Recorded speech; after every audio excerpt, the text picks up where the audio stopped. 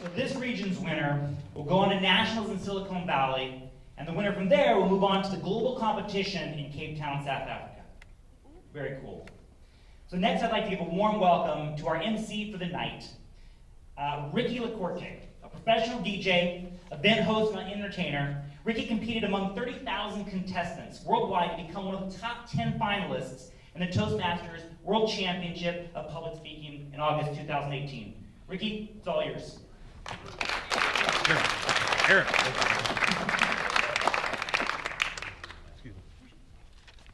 When I was invited, I didn't know what to expect.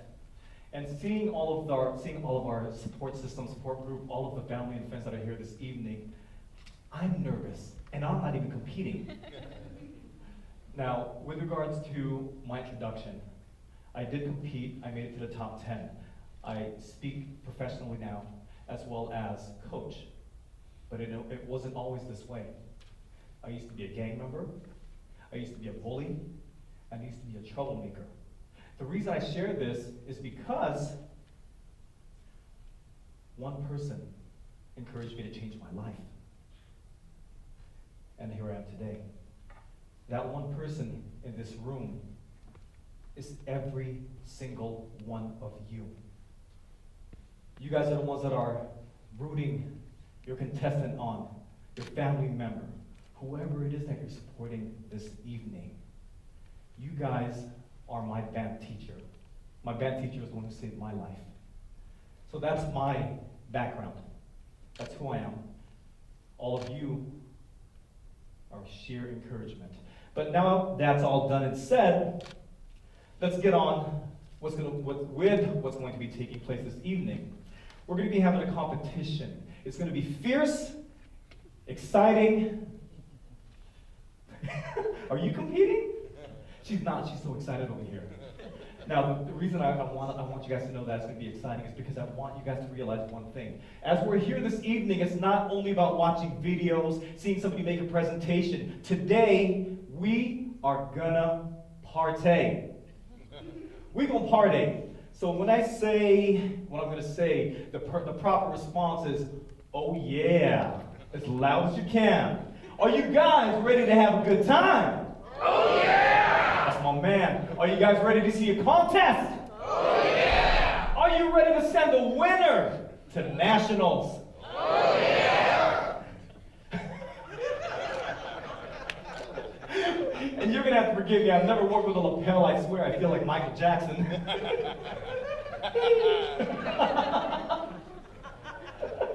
With that being said, here are our ground rules. Number one, every contestant that I introduce, I need you guys to stand up. So let's go and give it a practice. Everybody stand up, stand up. Let's give them a standing ovation already, because we know the idea is going to be amazing. Make as much noise as you possibly can. Don't feel it outside. Let's go! Yeah! Yes! Every contestant, I don't care what school they're from, I want to make sure this is the kind of energy we give them. Everybody take your seats. Excellent practice.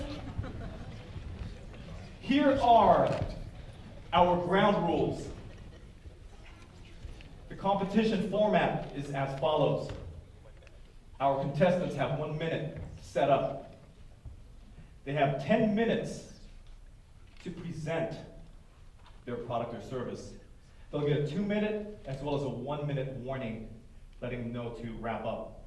They will have an 8-minute Q&A. They will have 1 minute to be recognized and to exit the stage. At this point, our judges will have 4 minutes to evaluate the presentation they just experienced. Would you like to meet? Actually, before I introduce the judges, our scoring system for tonight is as follows. 70% of the scoring is based on the student, the individual, your entrepreneur. 30% is based on the business model. Now, not everybody is going to be a champion tonight, but for everybody that's competed, you've already won. Are you ready to meet our judges? Oh, yeah. Oh yeah! That's right, you guys learned fast. Our first judge, our esteemed judge, Steve Bender. Woo! Oh yeah! Oh yeah, come on, Steve, where you at? All right, Steve, stand up. I want to give you a proper introduction. Steve! Look at that strapping young man. Has been an EO member for 11 years and has grown and exited 2 technology businesses here in Orange County. Happily unemployable. He's an advisor and investor in other entrepreneurs. Married for 32 happy years. He's got 2 20-something-year-old daughters, 1 pit bull, and a lot of motorcycles. My man, Steve, what is your favorite food? Pizza. Oh, I'm talking to you afterwards. Once again, Steve Bender. Next up, please come to your feet, Ms. Lisa Nguyen. Put your hands together for Lisa Nguyen. Lisa is an entrepreneur, a TV host, a TEDx speaker, and founder of Sanoa Foundation. She holds a Bachelor of Law and Master of Laws from University of Sydney. She is an accelerator member of EO Orange County. She recently participated in Shark Tank that airs tomorrow. Oh yeah! Lisa, what's your favorite food? Pho. Love it. Pho đặc biệt.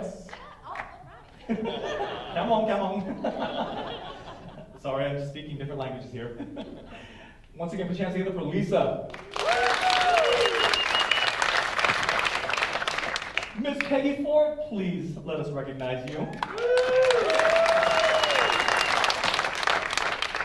Peggy Ford is the founder of CMC Incorporated Marketing Agency in 2000. Is an award-winning business development and brand marketing trendsetter, helping to enhance Fortune 500 companies, including Starbucks and McDonald's restaurants. She serves on a number of philanthropic advisory boards, including serving as chair of the Orange Coast College Foundation. What is your favorite food? Sushi! Once again, Peggy Ford. Next, where is Gordon McLean? There he is, guys. Gordon McLean. Oh yeah! Gordon is a partner and director of audit services at RJI International CPAs. He has over 33 years of experience, including 20 years at a Big 4 firm. RJI specializes in audit, accounting, corporate and international tax issues for publicly and privately held companies.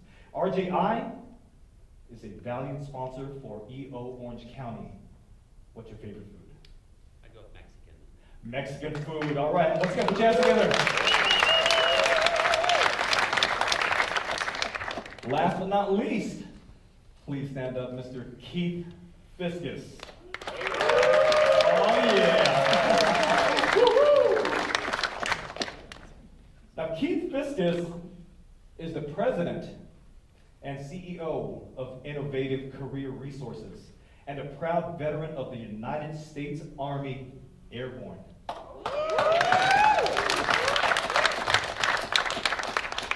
Innovative has won the Best of Staffing Talent and Client Awards 5 years in a row. He's also our beloved president of EO Orange County. Oh yeah! Hey, my good man, what is your favorite food? The Habit Burger. Fair enough. Now, friends, when I say student, you scream as loud as you can, preneur. Student! Preneur! Student! Preneur! Oh, you can do better than that. outside. I'm sure you got some nice habit food outside. One more time with a lot more energy. Here we go. Student! Winner! Student! Winner! Judges, did you receive your packet? Yes. Judges are ready. Contestant is ready. Our first contestant this evening, and I want everybody to stand up. Let's give them a warm round of applause, standing ovation already. Come on, everybody, come to your feet. Now, I want you to go crazy for our first contestant. Goes by the name of Bryce Reich. Vanguard University, Catalyst X.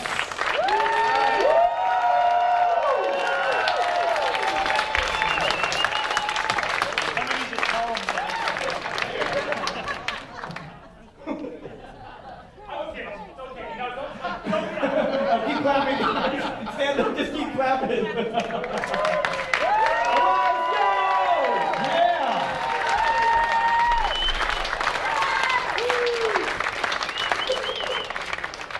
I wanted 2 cheers, so.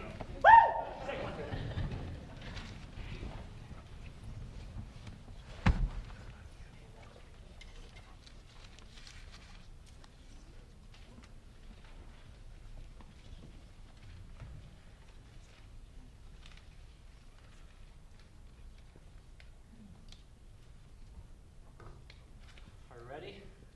Yes. All right. Hello, everybody. My name is. Do I actually need the mic? Yeah, sure. Why don't you go ahead and take this right here? I like this.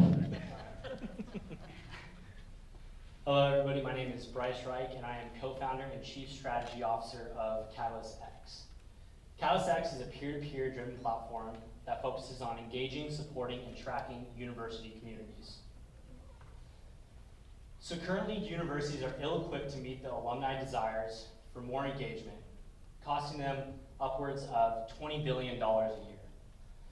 And as you see here, 87% of the alumni say that they want increased engagement from the university, while 76% of the alumni say that the university needs to update their software and also update their benefits. And on the other side, the university itself says that their #1 priority is to increase alumni engagement. So you see that there's a demand on both sides, but there's still a gap, and that gap is costing them $20 billion a year. So what we do, we equip universities to meet the alumni engagement desires. And to start off, some of our competitors, what they're doing right now is focusing on the university itself and doing a bottom-down or a top-up or a top-down approach. And what that is saying, what does the university want, and then what does the alumni want?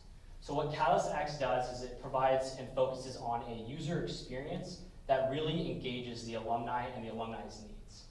And this produces a win-win situation for both the alumni and the university itself. We have already been very successful on UC Berkeley campus and receiving a NPS score of 44, which is actually 10 points above the average software as a service company. And as you see as well, we've had an increase in traction for our 4,000 users that we already have on UC Berkeley campus.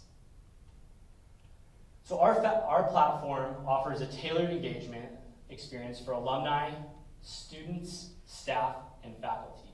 And the way that we do this is through an AI-powered dashboard. And this AI-powered dashboard shows you what you need and when you need.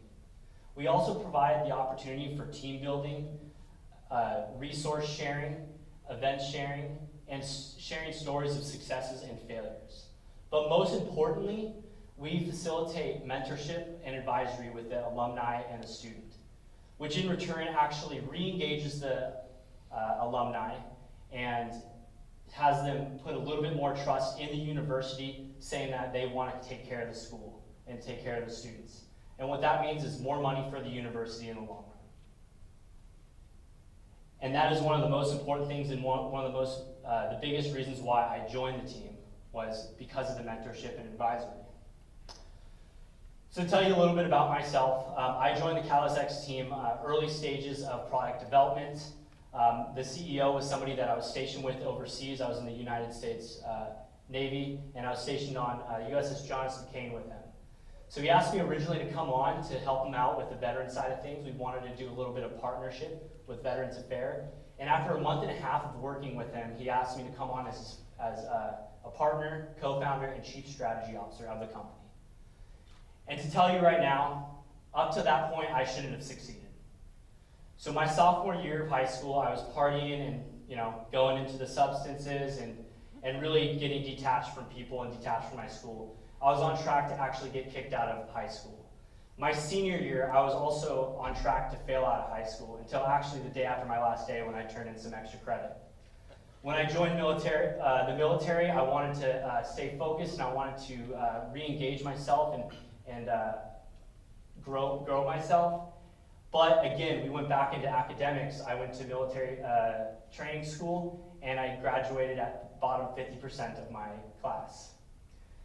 And then next, I was at a small little school. I'm at Vanguard University right down the street, and the Catalyst X team had PhDs and master degree individuals from some of the top universities. And lastly, I had 2 failed businesses. My first business was an odd jobs business when I was 13 years old. We didn't grow up with much opportunity in my household, but for me, I wanted to create an opportunity. So I printed out some business cards, and I went around in my mobile home park and handed out my business cards. I had some great jobs of pulling weeds, washing cars, painting fences. Don't ask me to do any of them right now because I'm pretty terrible. But there was no repeatable business model there. So it crashed and burned after a month and a half. The next was a nonprofit for transitioning military veterans. When I got out of the military, like many people, I turned to substances, drugs, and drinking instead of the fantastic resources that are available today. And so for me, I wanted to make sure that I helped people in that and had them turn towards resources opposed to substances like I did. But again, through a lot of money, research, and time, that company failed. But with the right mentorship, I actually succeeded through these trials. In high school, the only reason why I passed my senior years is because I had a mentor from my church come to me and help me through my trials outside of work, or outside of school and inside of school. He went as far as driving me to school every single day for my last semester just so I'd show up. And in the military, I had great mentorship that taught me about time management, logistical thinking, and strategic planning. And for that, I actually ended up leaving the military, being one of the top sonar techs coming out of Japan, having a lot of awards, being recognized a lot, and having a lot of job offers from some of the top companies and universities. And now we go back to Catalyst X. So since I've joined the team, we've had some partnerships with some of the top universities. We have 2 signed contracts so far since I've come on the team, one with UC Berkeley and one with UC Riverside. And we have 4 more verbal yeses negotiating a contract right now. And so this is our projection right now for 2019, 2020, and 2021. And we're on a path of profitability and scale. Currently, we're halfway through our $300,000 fundraising round, and we're on track for 2020 being our first profitable year. And we're also on track for having a $6 million ARR within the next 2 years.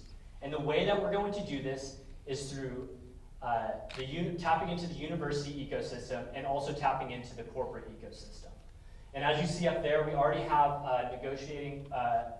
we're already negotiating with WeWork and Bunker Labs to build them out a platform. We have a pilot platform for them already, and we have our final negotiation meeting next week. And unlike my odd jobs business, we actually have and executed a repeatable business model. And that's through having a tier-based program based on the data and based on the features. And with that, we have our universities scaled to pay about $30,000 a year. But with all this, it didn't come without challenge. So when I came on board, I was a full-time worker at a sales position. I was making a pretty decent amount of money. If you guys have been in sales, you know how much you can make. And I was also a full-time student in an accelerator program. And so that accelerator program was 5 weeks long for 1 class. So it was a lot on my plate. When I came on board, I added another 30 hours a week to my plate. And I realized that my grades started going down. So what I did was I took the risk. I quit my job, took 0 salary, and started living off the GI Bill only. And that's what I'm doing today. And I did that risk, and from there, my GPA has increased, and I'm actually on track to getting into the executive doctoral program over at USC. The next is communication. We have a fully remote team right now around the world, so we have minor language barriers and culture differences. But we do something very, very simple that you may not think of to fix this communication problem. We have 2 meetings a week. Our first one is on Monday. That one is about business. That one's about strategy. What are we doing next? What is the team doing? What do you need from your leadership? And the next is on Friday. And that's to learn about the people in our company, what they're doing, what is going on, and how our company can stand by them and have that inward growth with them. And the last challenge that we've faced was the slow and steady race. So we've taken our product very slow, and the reason being is because we want to focus on the user experience. We want to make sure that we truly get what alumni and members need. And so we haven't feature dumped, and we make sure that every single implementation of our features is tested by our data scientists on staff and ensure that that is what we need. But a lot of our potential clients don't like that, and they want us to put all these bells and whistles on our product, and frankly, they don't use them. So we've had to just stick with our value, and our value is slow and steady wins the race, and I'm telling you right now, we have won that race so far. And it couldn't have been done without our rock solid team. We've turned $80,000 into a profitable product and $50,000 ARR in under 1 year. And we've also been accepted into one of the top 5 accelerators out of the United States. And what this accelerator is, it's out of San Francisco, and it's really going to steer us in the right direction and be able to have us scale appropriately. And just to let you guys know a little bit about myself during this, this is a 6-month program out of San Francisco. So I'm relocating to San Francisco, but I said I want to be the first one in my family to graduate college, so I'm flying back on my dime every single week to make sure I can go to class on Monday every week. And so during that time, I want to make sure that our team sees that, and our team sees that sacrifice is within, but at the same time, they can still be successful, and they can still be profitable. And so before I end this right now, I want to tell anybody who's in high school, college, has maybe gotten bad grades, society's been telling them that they can't do anything, they're not going to be successful. I'm here to tell you that you can, and I'm proof. Thank you very much.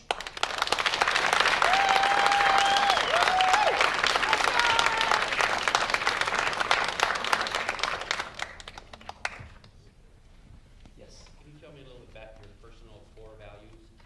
My personal core values? Yes. My personal core values are more focused on trust and fighting for justice. And kind of how that portrays in this business is fighting for justice means fighting for what's right. And I think what's right is going against the status quo of saying, universities, you guys don't need control. We need to give control back to the people and the users. And that's what I meant. Yes, sir. Is there anything like this for schools and universities currently that would be kind of your competitive landscape? Yes, there's a few competitors out there. We do have Graduate, which is a pretty hefty competitor, but again, they focus on what the university wants opposed to what the user experience is.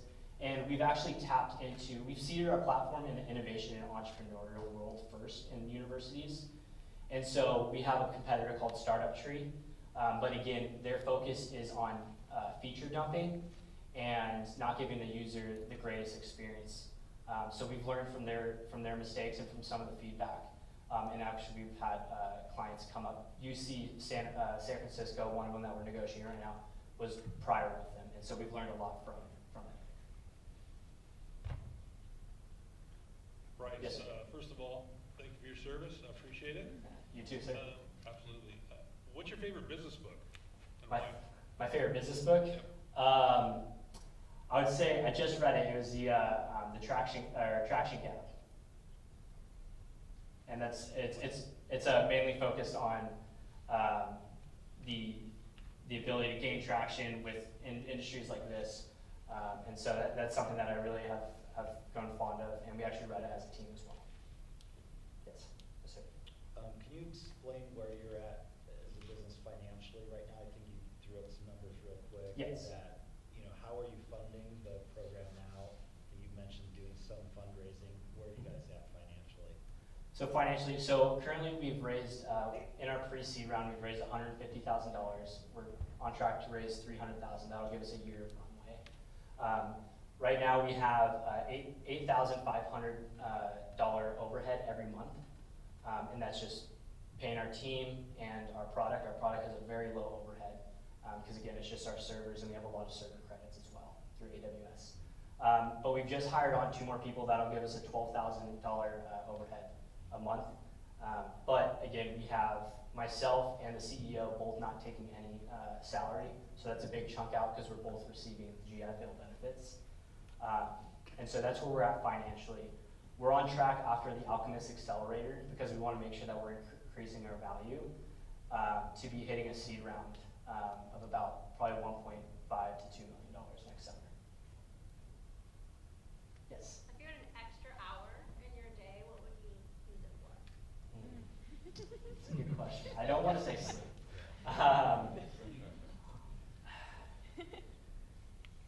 I think just just being completely honest, sitting on my couch and just relaxing. I think that as an entrepreneur, you have this go, go, go mentality. And like I touched on with work-life balance, that's something I take a lot of pride in. It's something that I think is very important. And for me, the way I recharge is sitting on the couch and watching Netflix. So I honestly would say probably that. I think I put in my 60 hours a week of work, so if I had that extra hour, why would I put 67 in if we're running success right now?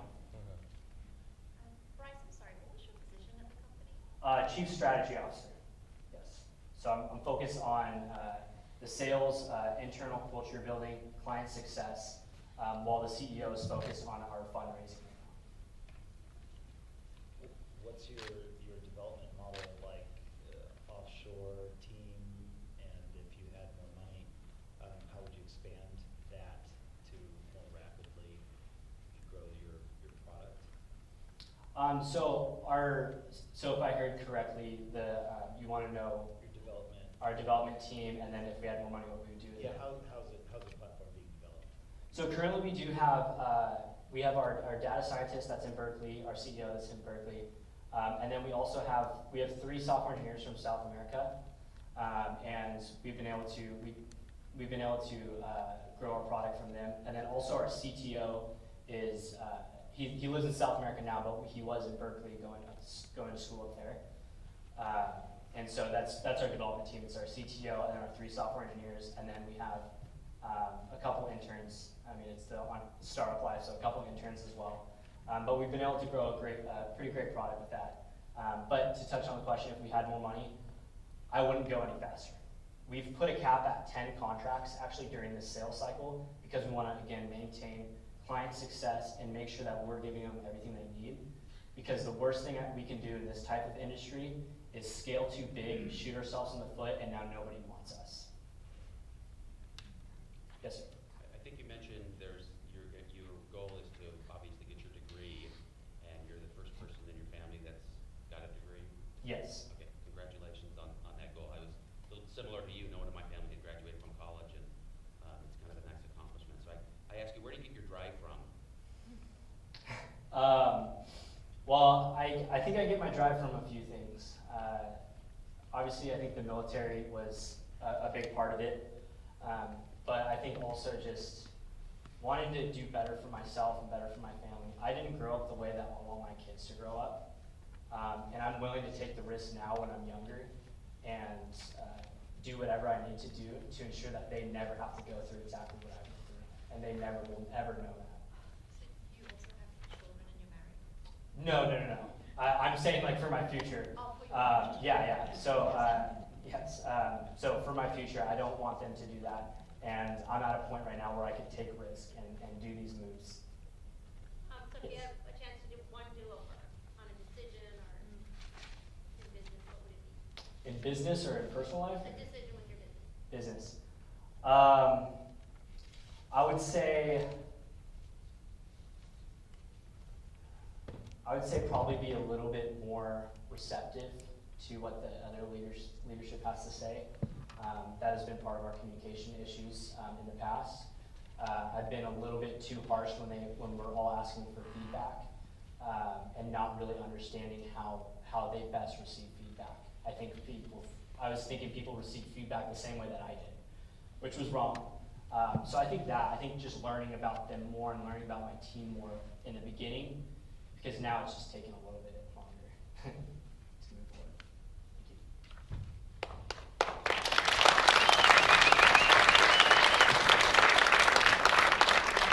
Thank you. Once again, that's Bryce Reich from Vanguard University, Catalyst X. Judges.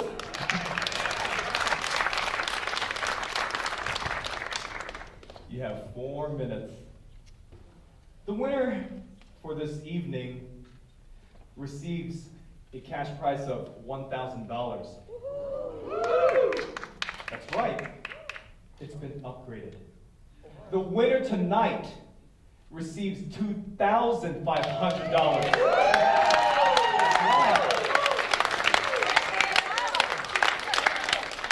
And as we cheer that winner on, moving on to the national competition in Silicon Valley, the prize is $10,000.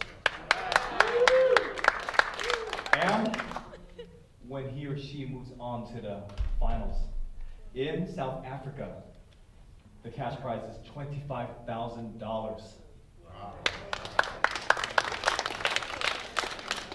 That is a close second for the most important thing about this competition. The most important is making an impact in his or her community, school, family, whatever community they become part of, like my man Bryce, who's moving up north. He's going to be making an impact wherever he goes. That is the #1 reason why we're here this evening. Are you ready for our second contestant? And believe me when I tell you this, I know how difficult it is to get out of these chairs. That's why we've limited the competitors to 4. So please, everybody please stand up once again. And somebody make sure to call this awesome individual in this time. For our second competitor, we've got Brittany Evans from Riverside City College.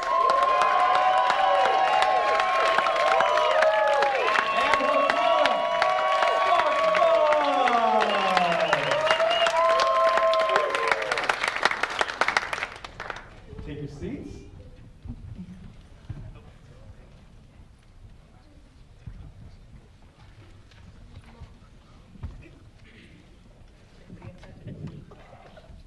Good evening, ladies and gentlemen. My product is Spark Buds, patented shareable headphones that allow you to connect with your friends at the exact same time. Now, before I jump into my product, I'd like to bring you back to the beginning of how it all started.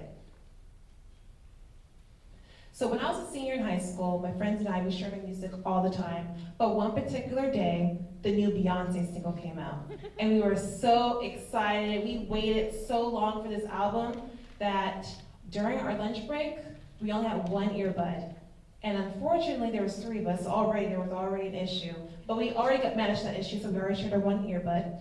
But during sharing our music, there was outside distractions all over the place, and we could not listen to Beyonce's song. Like, it was so annoying. Like, we had our friends talking in one section, we had noises going on in the other section, and we only had 15 minutes to listen to our music, so unfortunately, we weren't able to clearly listen to the song. So that moment after school, I realized there had to be a solution to the problem that I'm currently facing right now. So I went to Target, Walmart, Amazon, and unfortunately, no one had the problem, no one had the solution that I was facing, no one had the product. So I went home, got a 4x5 index card, I drew out the earbuds that I wanted, that I chose to listen to, and I realized that, hey, I might have something here. So I showed my parents, my family, and to my knowledge, I had something. And so I was a senior in high school, so I was already preparing to graduate, had this passion and fire inside me to pursue Spark Buds.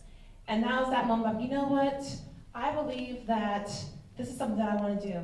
And with doing that, I was able to manage school and social life by having a schedule, as well as balancing a budget, a strict budget that wasn't able to properly market, and protect and patent this product that I have so far. So right here, there's originally the name was Buddy Beats, and as you can tell, the name Beats. So I already encountered a problem because of Beats by Dre.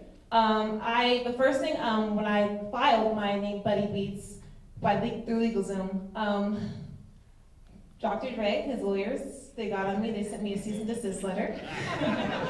And I was 18 at the time, so I was scared out of my wits. I'm like, oh my goodness, like this might be the end of my product. Oh my goodness.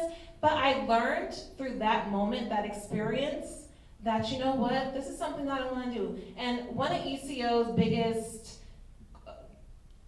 their biggest goals is to be a student of life. And I consider myself a student of life because through that moment I learned that you know what, I have to brainstorm, I have to be creative, and I also have to be innovative. So Spark Buds came out of Buddy Beats. And this is my first patent that I filed right here above. This is me smiling. And the bottom, this is me hustling, grinding, presenting Spark Buds to a potential customer.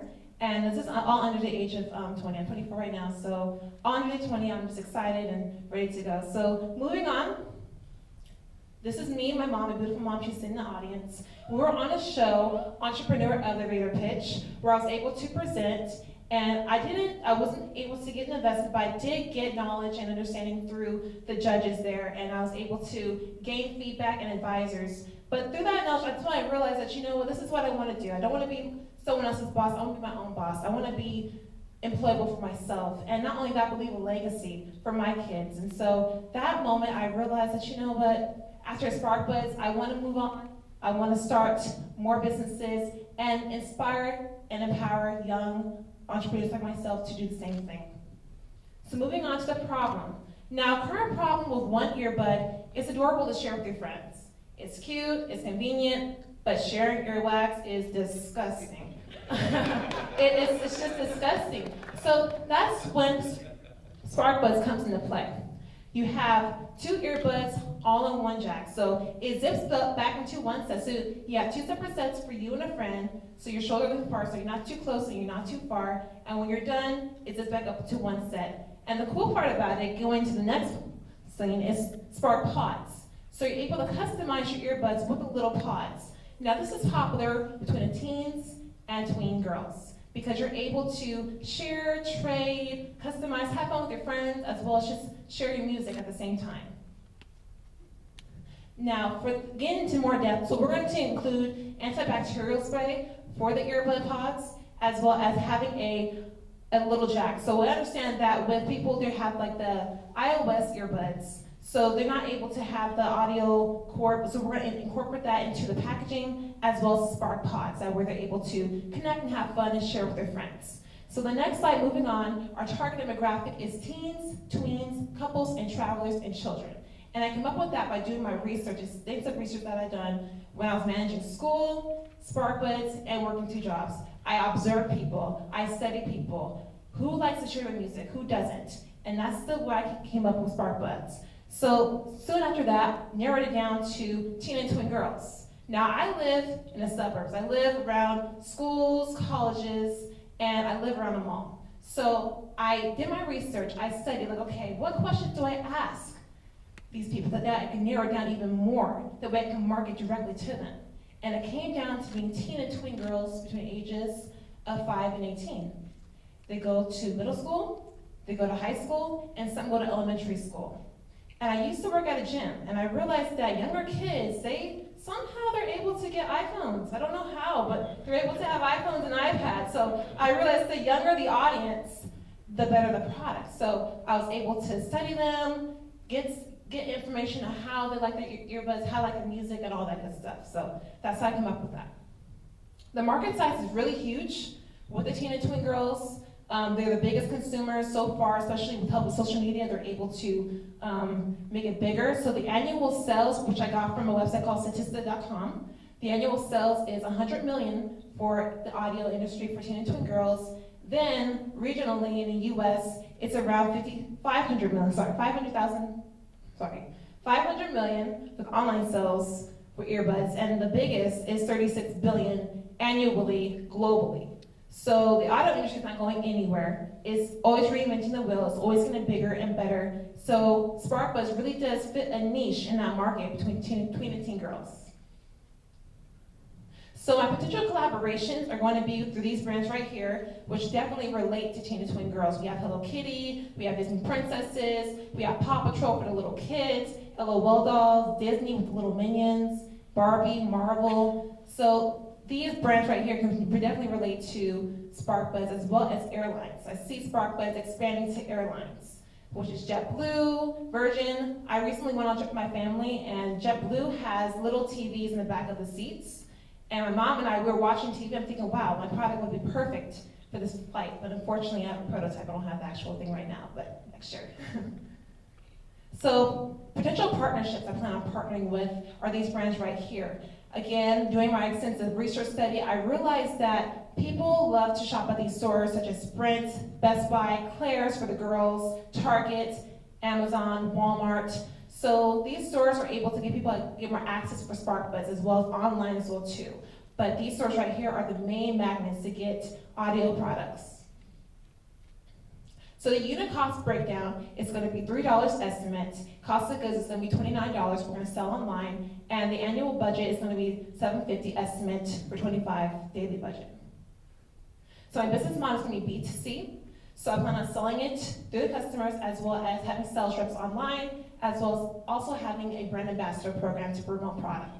And I want to do a charity model, so any products that are sold annually, I want to donate to my nonprofit, Catherine's Heart, which is in memory of my grandmother, Katherine Johnson, who was also a big supporter of Spark Buzz.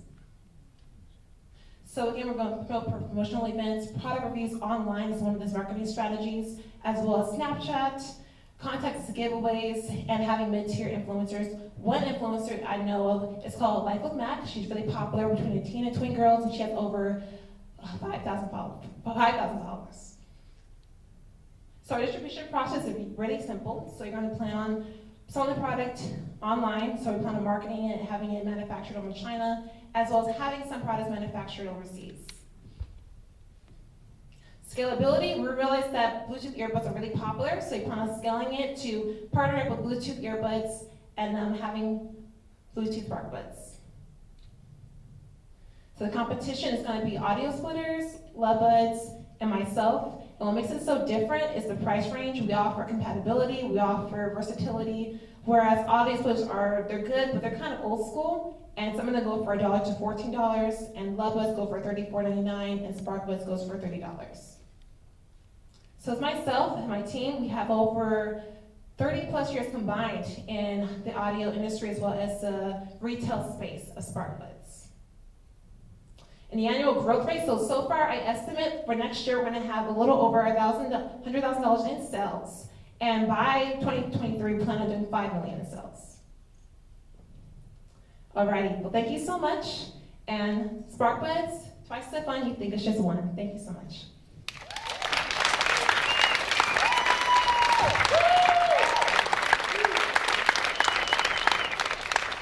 Judges, you have 8 minutes.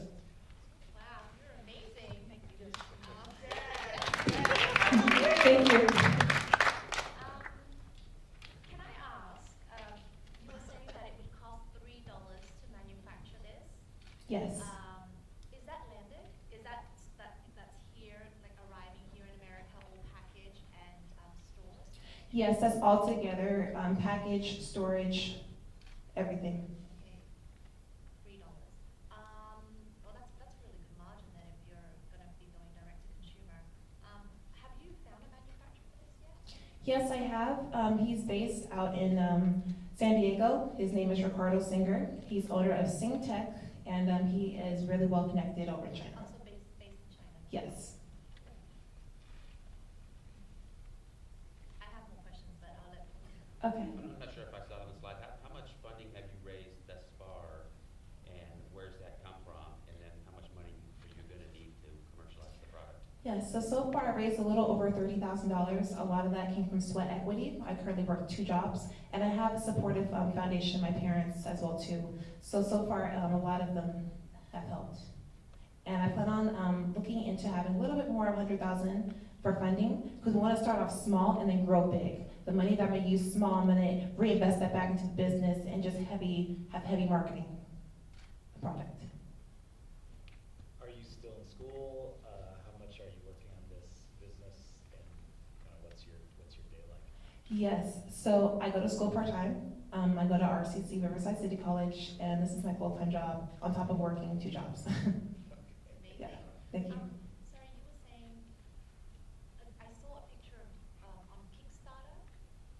Oh, yes. How did that go? So Kickstarter, it didn't go so well because I don't have as much experience in marketing.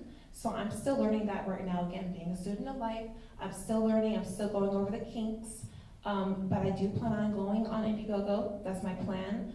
But I am studying the market to see, okay, is Indiegogo necessary or is going directly to market necessary? So I'm first testing out the market and seeing whether or not it's good. Have you placed an order? Like, do you have final prototype yet? That is my final prototype. We plan to go, yeah, put on manufacturing next year. Do you already have your website launched Yes, and packaging all done? yes. Mhm. And everything landed for $3. That's amazing. Yes, yes. So yeah, that's why I'm asking for funding. Just going around working hard. That way, we'll be able to put in my first order and. And the minimum order quantity for you for your first order is how much? How many pairs? So far it's going to be around 5,000 pairs. Yeah. Thank you. Thank you very much, great presentation. Thank you. One of EO's core values is make a mark. Can you share with me a time when you made a mark with personally or with your business or what you plan to do culturally, something you plan to do? Yes, so I made a mark. Aside from Spark Buds, I also ran Miss Montana Court in my community. And I was able to go to high school and motivate a young woman. She was down on her luck. She didn't know what she wanted to do.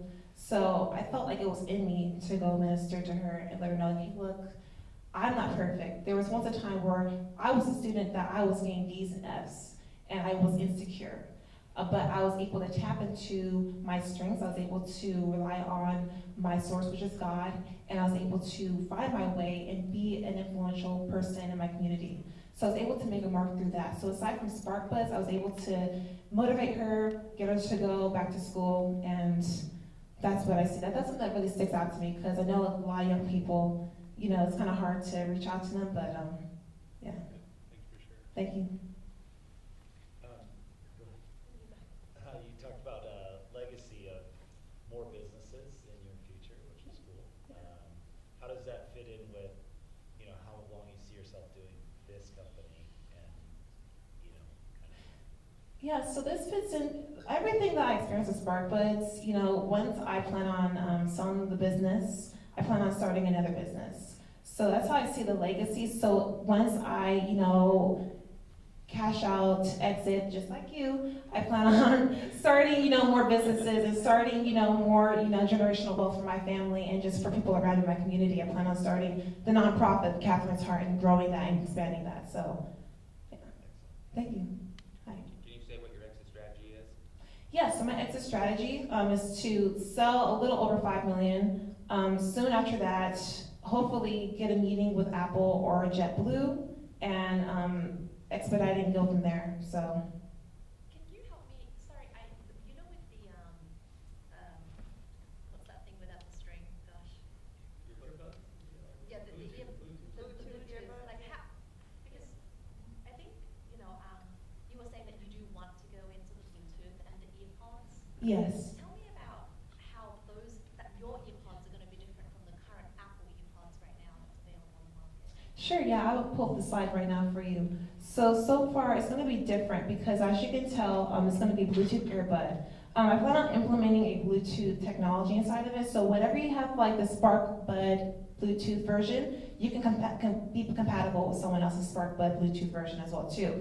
Also, I decided to incorporate the smart watch. I noticed everyone has smart watches, so incorporating that as well too, that's something that I want to do with Spark Buds. And that's something that can't be done right now, right? Am I understanding that Apple's not currently doing that? No.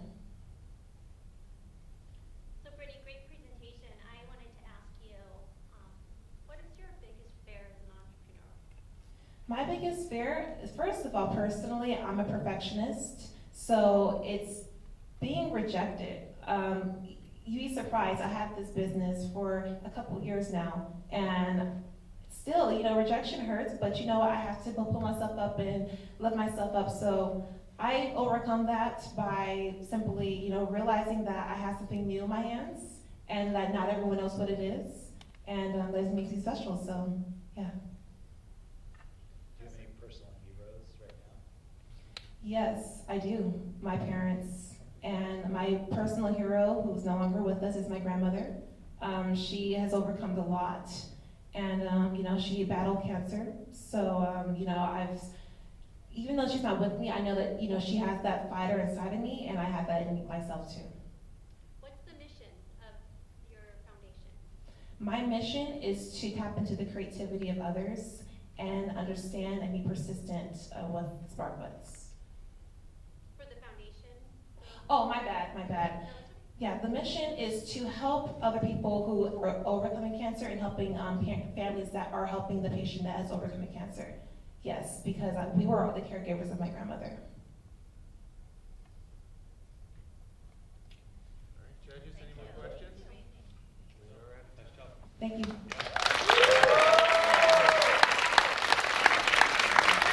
Once again, Ricky Evans. Oh yeah. Okay, our third competitor. I want you to make as much noise as you possibly can. Scream, clap, whatever you need to do for each one of them. Here we go. Put your hands together for Johnny Robinson and Sergio Selesky from California.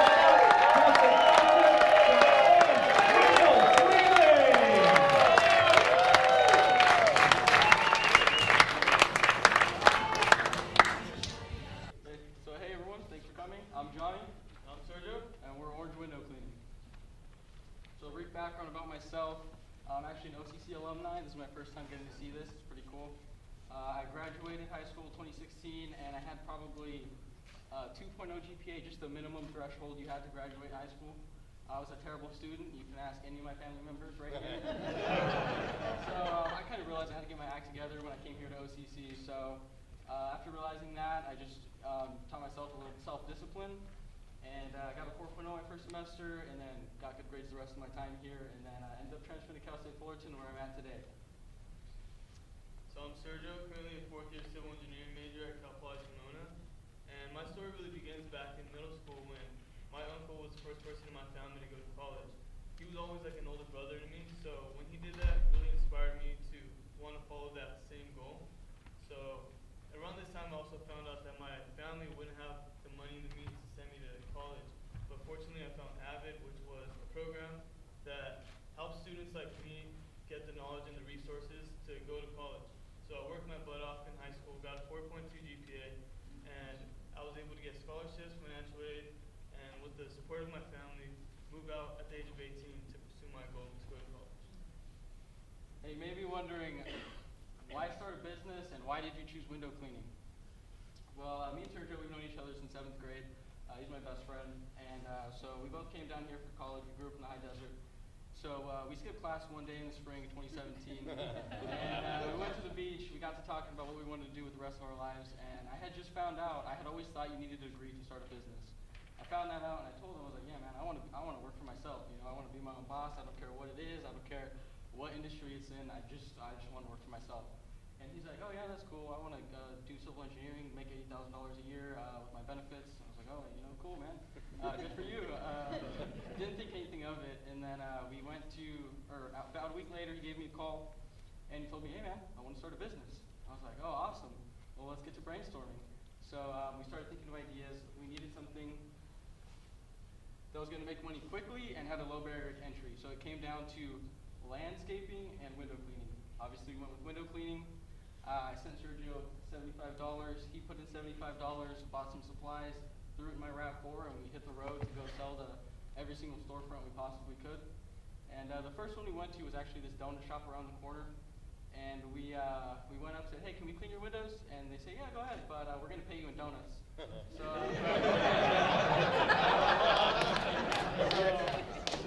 it was a win in our book. We were happy with with it, but obviously you can't make money off a donut, or you can't build a business off of donuts, so we had to keep going. We pitched for maybe another week of just straight no's, and I already have a guy, and I'm not interested.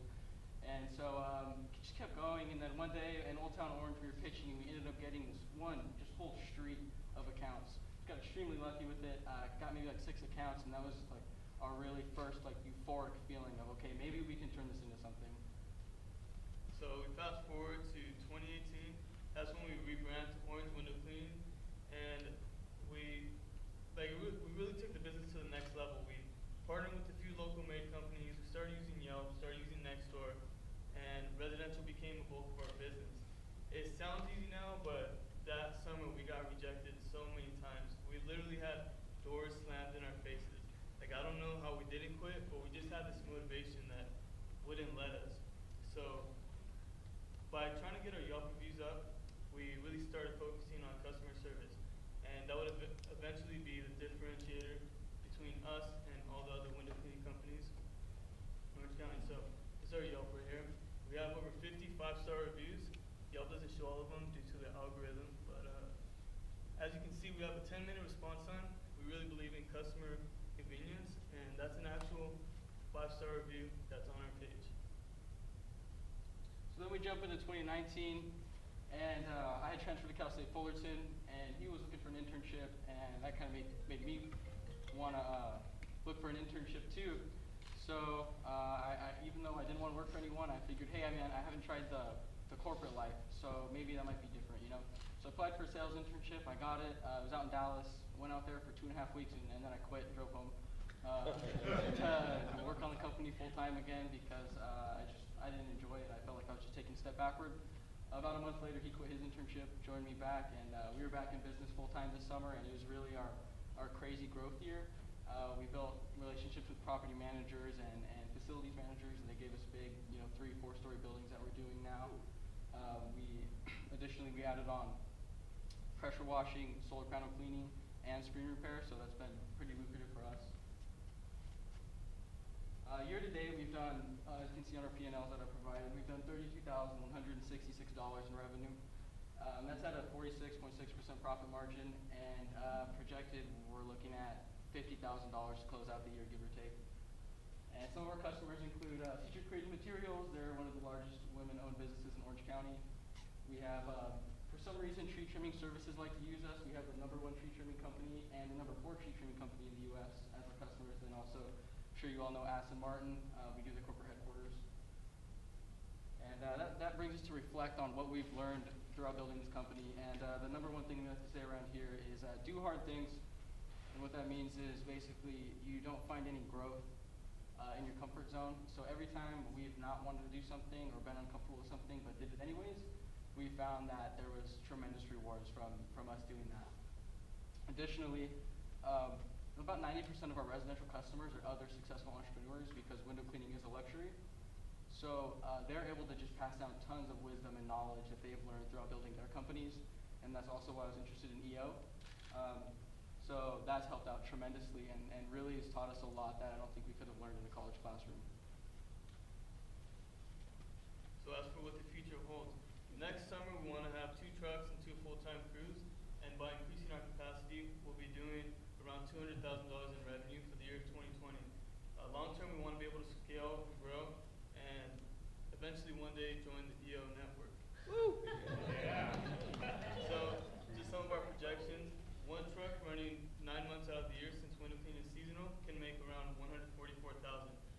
Profit on that truck around $82,000, and to attain that goal, we need to be making $4,000 a week, which is very doable. We did $5,000 weeks this past summer. So, and for the market size and scalability of this business, in California, the market's about $145 million, and just in Orange County, it's about $8.5 million.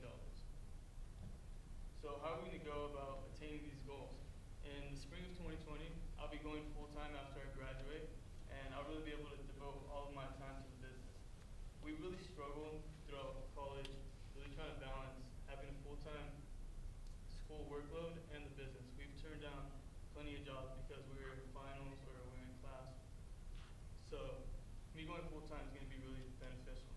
We also also want to pivot, and in order to do this, we're going to go to all of our commercial clients and see what problems are they having with building maintenance. We want to solve those problems and get into higher ticket items. And some things we're thinking about is painting and window caulking. And as we hire, we're going to be able to really spend all of our time on sales, so that will increase our revenue as well as increasing Yelp advertising, standard direct mail, and referrals. So that brings us back to the question of why. Why are we going to continue to build this company? And we have very similar reasons, but I have three main reasons why I want to continue to do this. Number one is I want this to be a family business. We're not really looking for crazy extreme growth. We just want to build something to where if a family member is ever down on their luck, or younger family members, they need a summer job, they can come work for us. They always have a place here at Orange Window Cleaning. And number two is I want to eventually build it to the point where I can reap the benefits of being an owner, taking vacation when I want to take vacation, and having those systems in place. Or say I have kids down the line, I eventually would like to go pick them up at school, so I want to have the ability and the freedom to do that. And my third and final reason is this guy standing right here, I'm responsible for 50% of his dreams and his goals. So when you think about it like that, you're kind of responsible for another person. So I want to make money for not only myself, but him too. Yeah, and very similar to Johnny's why, I have all those same reasons, and I really enjoyed doing this business and working on it. Like, we've worked so many hours, but a lot of times it doesn't really feel like work when you're working with one of your best friends and you're doing something you really enjoy. So we could really see ourselves doing this for the rest of our lives. So that's my why. And We just like to leave you with our favorite quote. It's do hard things. do hard things. And that's Orange Window Cleaning.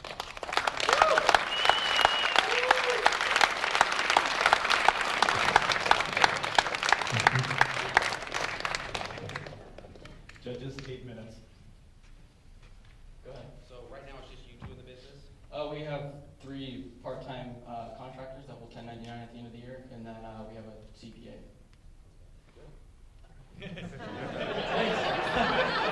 got one of those. Once they scale it, they might need a real CPA. No, I have a real CPA. My question is, it has to do with scaling, because you kind of talked about the personal experience and the client satisfaction that you guys can provide. And if you bring on some of these other people, like a 1099 person that doesn't have skin in the game, how are you going to continue to get those Yelp reviews up? So it's all about the right systems and processes. So everything we do and we know, it comes from our head. So we need to be able to take that, and we've already started on some SOPs, standard operating procedures, trying to get all the stuff that's in our head on paper so our employees can also follow that same format. And it's a lot of friends and family, so we're able to trust them. That's a big barrier for us is hiring a random person. You're trusting them to go into someone's home, and that's just, it's been a big barrier for us to overcome that. Having many partners in my businesses, there are challenges. What kind of challenges have you guys faced, and how have you worked through those? Can I do my answer and then Sergio give his answer? Okay. That might be a challenge where we get along pretty well. Sometimes he likes to wake up late. I'm an early riser, so we've been kind of dealing with that, but it's that thing that can't be fixed. I plan on waking up a little bit earlier.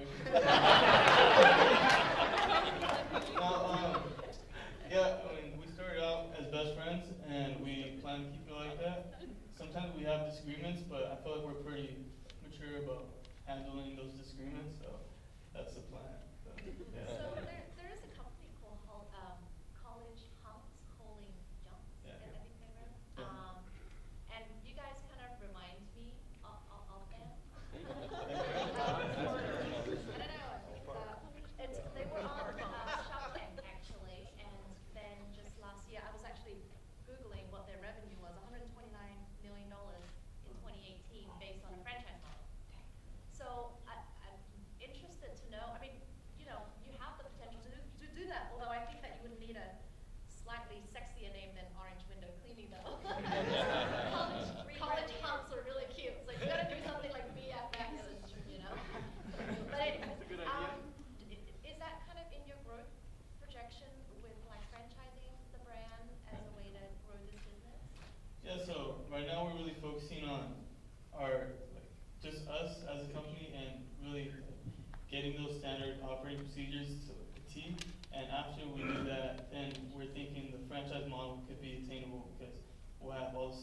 processes in place to do that. So that's definitely an idea for down the line, maybe a couple, like 5 to 10 years. To that point, the founder of 1-800-GOT-JUNK is an EO member out of Vancouver. Michael Scudamore, right?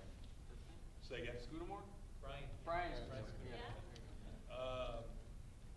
Do you guys have any mentors that you look towards for business acumen, kind of to learn, got some street smarts, what about, kind of learning some of the business side of things? Yeah, so on the customer side you saw earlier, West Coast Arborist, he owns, like, I think it's the fourth biggest tree trimming service in all of the U.S. He does about 500 million in sales. I don't know if he's part of EO or not. I don't think he is, but yeah, we ask him. He gives us advice all the time. And then a lot of our other customers too run small businesses and big successful businesses. So we're able to get a lot of little tidbits from them. But I wouldn't say that we have a true mentor that we can just call on at any moment. What has been the most difficult kind of challenges so far for you guys with the business? So I'll give my answer and Sergio give his answer. To me, it's been balancing the school workload with running a business full time, because we're both full time in this and we need to be making money, but it's revolved around us, so that's why we're hiring. But when you hire someone, all of your profit goes to wages, and yeah. So that's been the biggest challenge. But I mean, we're gonna graduate soon. He'll graduate sooner than I will. But once that happens and we're able to go full time and we can just focus on selling and increasing our capacity, then I think it won't be that much of a problem. But as of right now, I would say balancing school and the business. And to go off of that, like we talked about earlier, hiring strangers to go into people's homes, we are getting more into commercial work, whereas, so that's not as important when you're doing these commercial buildings, but we just like being able to trust employees that we don't know in other people's homes. So like, that's been a pretty big problem, but I'm hoping that after we get all these SOPs done, we can find the right people to hire, solve that problem. So, great presentation, guys, and great job with your Yelp management and the reviews. I'm curious, like, what is your main differentiator between you and your competition?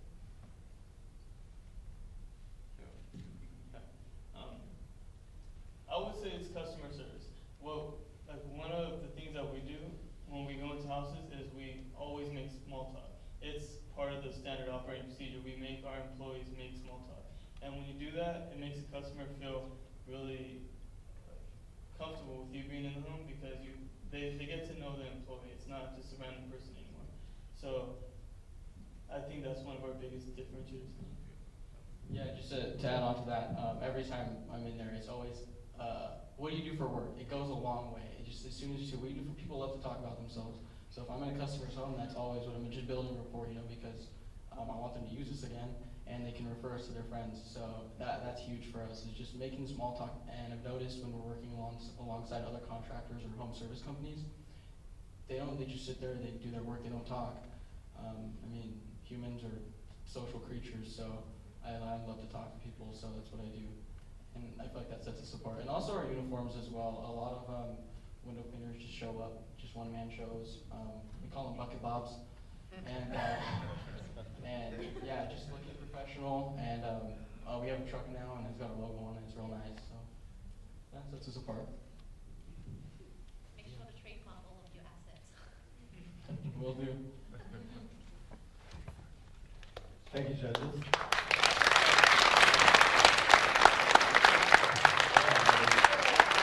Everybody can balance like the schools. I work for donuts, man. Once again, put your hands together for our third presenter, Brian Robertson and Sergio Gillespie. I need everybody to stand up one more time. Yes, I know how difficult it is getting up from a laid down position. With the same energy, let's go to show our love for our fourth contestant. Put your hands together for Zach Bostic and Tony Piazza, Vanguard University, Electric business card.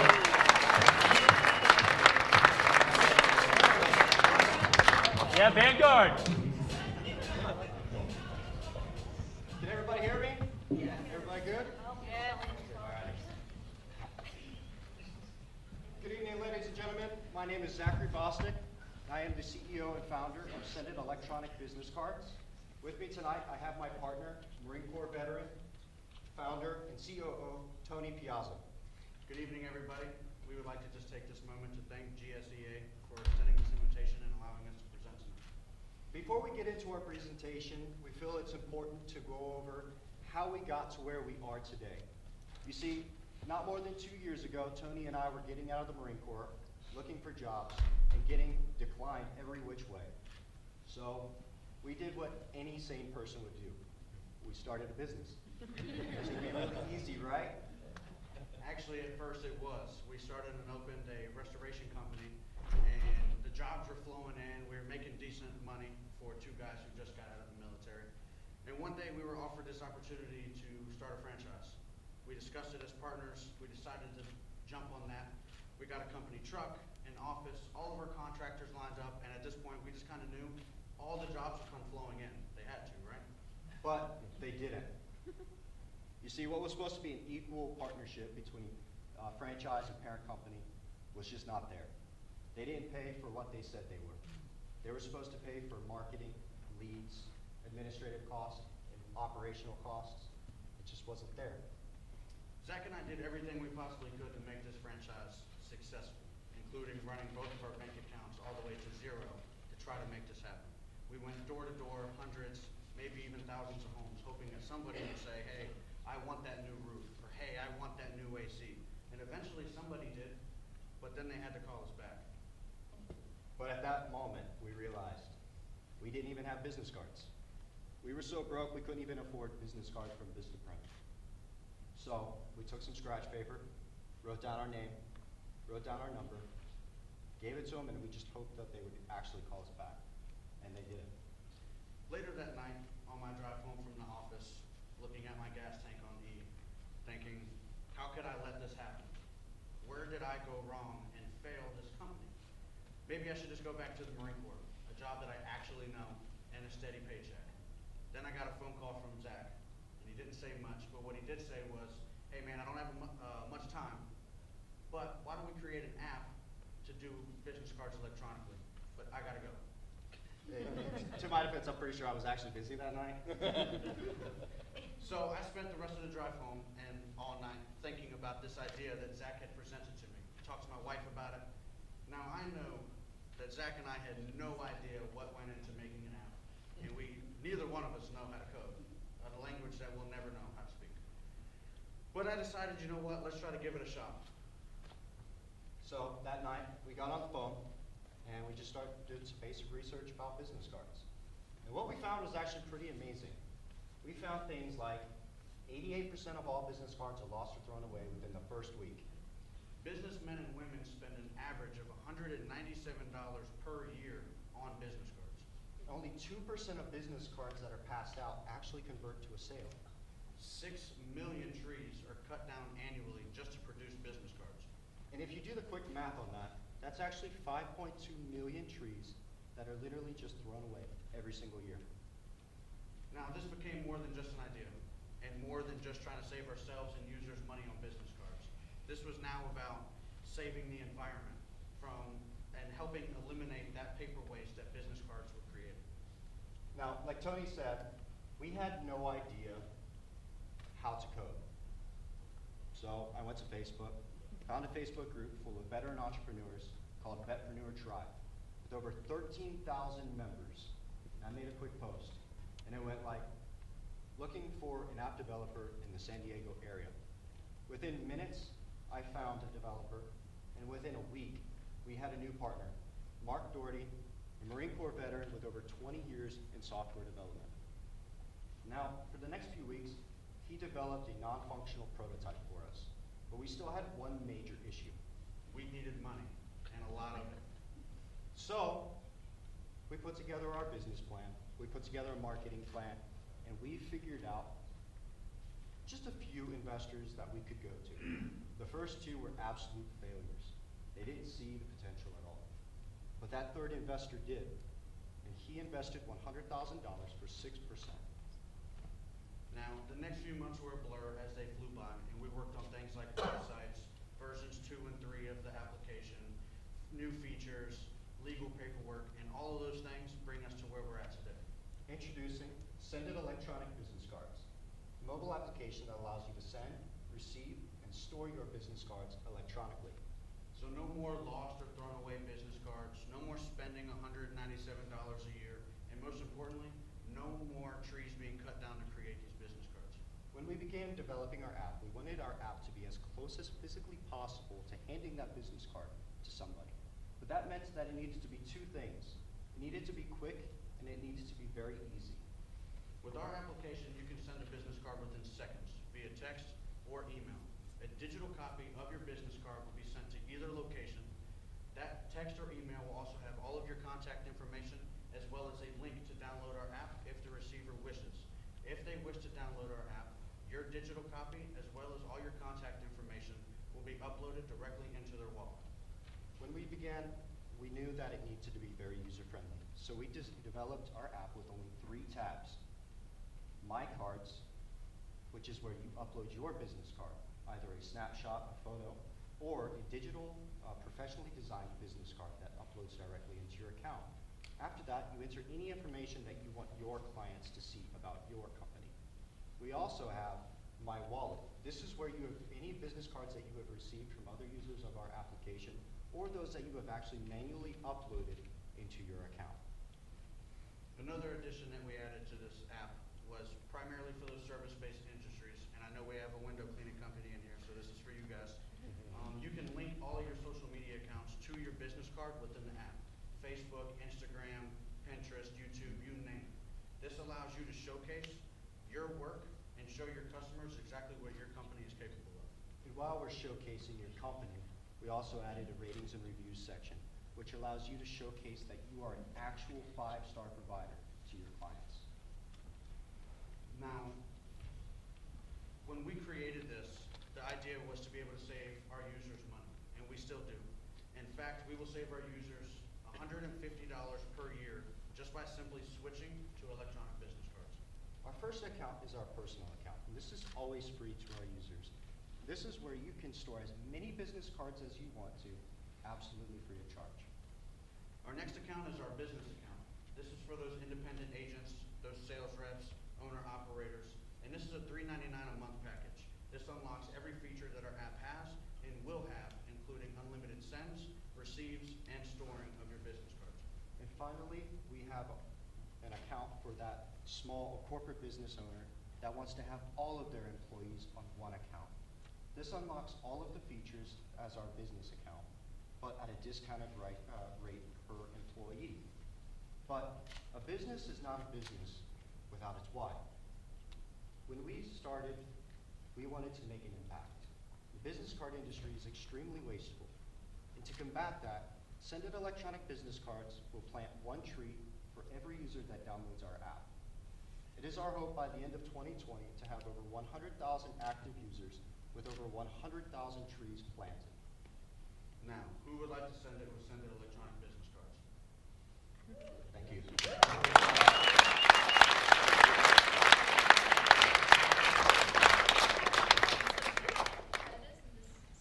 Do we have any competitors in our space? Yes. We do. So there are quite a few, well, not quite a few, probably about 5 to 10 competitors that we will directly compete with.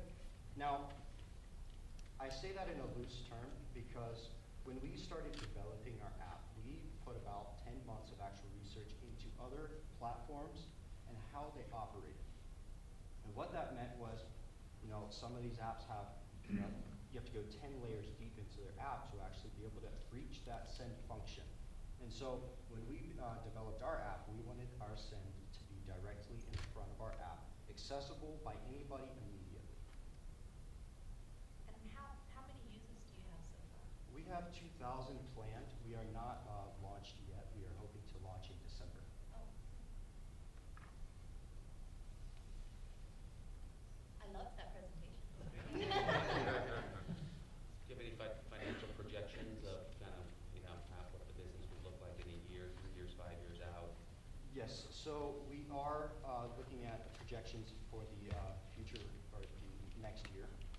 if we were to reach 250,000 users, we would net around $28 million at the end of the year.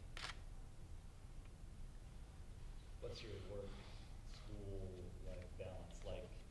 So actually, my wife and my daughter are here. So I actually homeschool my daughter, and then at night I go to Vanguard University for the professional studies program, and we go from 6 p.m. to 10 p.m. every Tuesday. What's your major? Business. So what's your marketing strategy? How are you going to get the word out? So we've actually looked at quite a few traction channels, and what we are looking at the most right now are trade shows. We just got back from Forbes last week, and we were actually at the Forbes Under 30 Summit, and we were actually competing against 600 other companies, and we found that we had more interest in our app there than we do through social media. So we're still looking through the major traction channels, but we found that SEM and trade shows are our best marketing channels right now. So aside from General Mathis, who do you guys have as a mentor? I would say mine, we have a guy named Don Hogan. He used to work with Aroma Rice Cookers. He was the president. And I've looked back to him quite a few times just to figure out how he was able to manage his time. There's one thing that we're figuring out is that it's really hard to be able to be in all of these different places at one time and to be able to get all of these different tasks done. It's pretty much the same. Ever since we got out of the Marine Corps, we've basically been inseparable. So we've been with Don together. Every time we talk to Don, we're together. Every time we do something for the company, we're together. So basically our story's the same. We go to Vanguard together. We're basically raising our kids together. As you look ahead, kind of vision for the company, you know, if you were going to be a market leader, you know, months, years out, what kind of integrations and kind of collaborations, I mean, who would have to get on board with you to help promote the use of your platform? You know, just thinking that it's really hard to get the whole world to download your app, unless you have, you know, there's kind of, you know, a lot of partnerships, yeah, thank you, and momentum, and, you know, just kind of the whole viral thing. But in business, it's, you know, what makes the household names the brands we know. So what's that look like going forward? So that is actually another traction channel that we have been studying vigorously, and it is engineering by marketing, or marketing by engineering, and that was to engineer software that would be able to plug in directly to CRMs. So Salesforce, HubSpot, all of these different CRMs that all of these companies are using, so that whenever they receive business cards from other users, that information is automatically transferred to their CRM. And to be able to, you know, come with, you know, follow up with those individuals, and to be able to take notes on them so that you know exactly who they are, and so if they do come, you know, calling you, or to be able to integrate that with a call list that you have on your phone, so that when somebody starts calling you, yes, they might not be actually in your contacts list, but they're in your My Card section, or My Wallet section. So that phone number will actually tell you that, you know, Tony Piazza is calling you, and it's just not going to come up as a random number. So marketing by engineering is going to be our major traction channel with all of these integrations, and it would be more us reaching out to the companies to be able to get an inside look on how we make those plugins work. Yes. So I'm a numbers guy. Of course. You know, you guys kind of drained the bank accounts with the prior venture that happened. Where'd you get the money to start this thing? And do you need more money to, you know, effectively launch it next year? Yes, so we did a family and friends round. We raised $100,000 for 6%. That has gotten us to this point so far. We were actually looking into a new seed for $6 million, and that will also help us get into multiple countries like China, Japan, and Brazil. And we didn't want to go into China originally, but we have a few contacts that, you know, they're urging us to go into this market because it's untapped. Right now, it's all business cards, but their electronics are on the rise over there. Right now, in China and Japan, when you pass a business card to somebody, you do it with two hands, and you take that very respectfully, and you compliment that business card. That was originally our reason we did not want to go into that market. million to get a new version of the app, get these different translations done, and push it out to these different markets. Yes. So as a marketer, is there, you were talking about with business cards, personalizing them and being able to create branding. Could you talk a little bit more about your vision for that and how, you know, you really create something that's unique as opposed to just... Yes. So we, like business cards, we have the front and the back business card. We can upload those onto your account. But this design is not, you know, you could put any different type of coloring, you know, texturing. You can still see texture through a picture. So really whatever you want to do with your business card, you are still able to do it through our platform. Doesn't matter, you know, we see some pictures on some business cards. We were out at in Forbes, and we actually had one where they had the overlay over their picture, so it looks like, I'm sorry? A hologram? No, kind of, but it was like, you know, the old style pictures that you know, printed out of your camera. That's almost exactly what it looks like. Yes. So you could still put any feature that you want to on that business card, and it'll still show for the most part through the photo. But the idea is to get away from that wastefulness, and unfortunately, you do lose some of those aspects, but we gain it back with that, you know, retention rate of your business card. They're not being thrown away anymore. We're able to keep those in those users' boxes.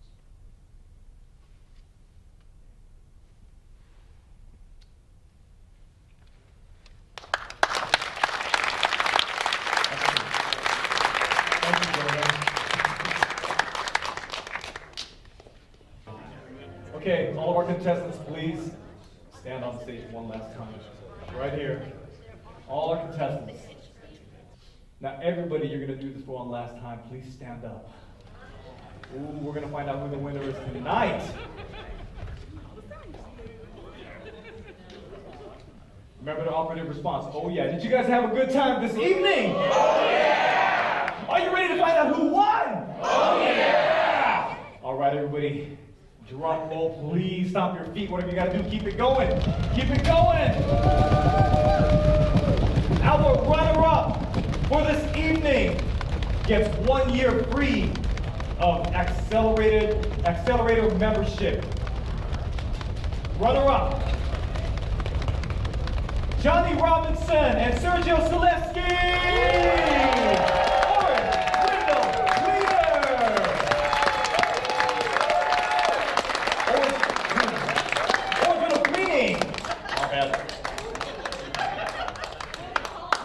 Orange window cleaner, sorry. I'm going to call you guys hunks with junks or something. Anyway.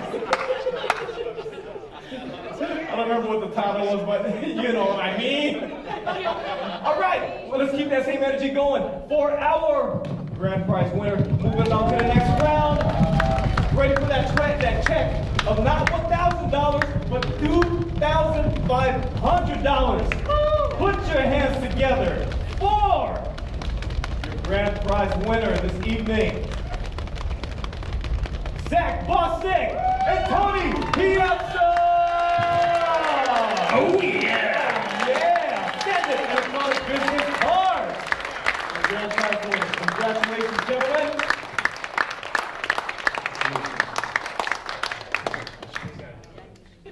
Again, everybody, thank you so much. Contestants, thank you so much for all your efforts you put in. You guys are all winners, regardless of your business and what you guys are doing. Congratulations. Thank you, everybody. Have a great night. Enjoy it. I'll see you guys at Nationals.